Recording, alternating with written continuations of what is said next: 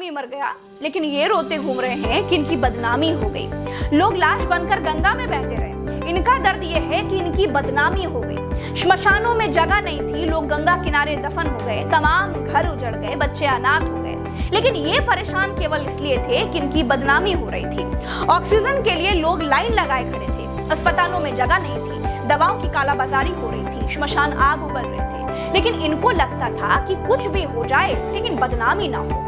इनका बस नहीं चला, वरना ये लोगों से कह देते कि भैया जरा प्राइवेट में मर लो, बाहर हमारी थोड़ी बदनामी हो रही है। भाई लोगों ने बदनामी बचाने के लिए श्मशानों पर नोटिस तक लगा दी थी। भले ये भगवान से न डरते हो, लेकिन बदनामी से खूब डरते। बात मैं बिल्कुल क्लियर कहती हूँ। सुनिए मिस्टर, जब आपकी सरकार नहीं थी तब भी हमारे महान भारत देश का नाम था, अब भी है और आगे भी रहेगा। लेकिन भारत की जितनी भद्द आपने पिटवाई है ना, उतनी किसी ने भी नहीं पिटवाई। जब भारत को वैक्सीन की जरूरत है तब वैक्सीन बनाने वाले पूना वाला डरकर लंदन भाग गए। कहा कि भारत में मुझे खतरा है, तब बदनामी नहीं हुई, या वो भी डंका बजाने के खाते में रखा जाए।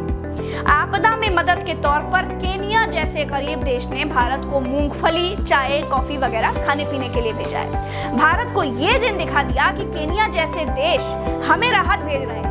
ये भी डंका बजने में गिना जाएगा कि हमारा डंका बज रहा था इसलिए गरीब अफ्रीकी देश ने हमको भैया मूंगफली भेजी है ना?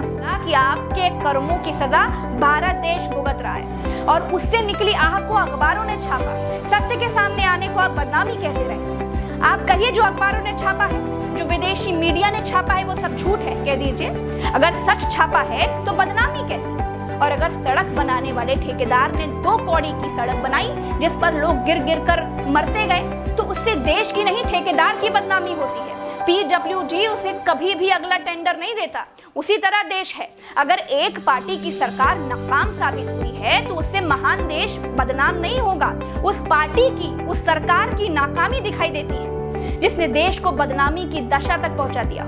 बताइए, पोस्टर लगाने से बदनामी हो गई। किसी ने लिखकर पूछ लिया कि भाई ये बताओ कि हमारे बच्चों की वैक्सीन विदेश क्यों भेज दिया, तो बदनामी हो गई। इन्हीं का नाम है, बाकी तो सब काना भाटा खाकर पैदा हुए थे, उनका कुछ है ही नहीं। जो खुद बदनामी चिल्लाते हैं वो दूसरों की बदनामी का जाल बिछाते हैं। ये कह रही है ममता बनर्जी। ममता ने कहा है कि प्रधानमंत्री बैठक में मुझे बुलाया गया था, मैं गई थी और प्रधानमंत्री परमिशन से आई थी, लेकिन बाद में खाली कुर्सियों की फोटो डाल दी।